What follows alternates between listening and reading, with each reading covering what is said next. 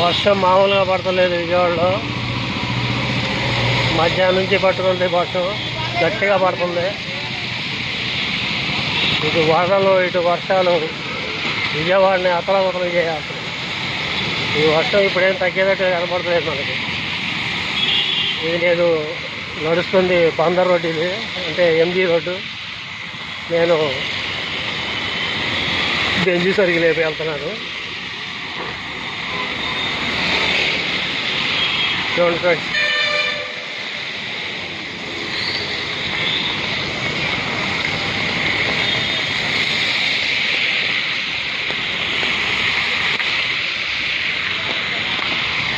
Pixie tops దగ్గర ఉన్నాను అనమాట. నేను ఇది పిక్సీ టాప్స్. ఇది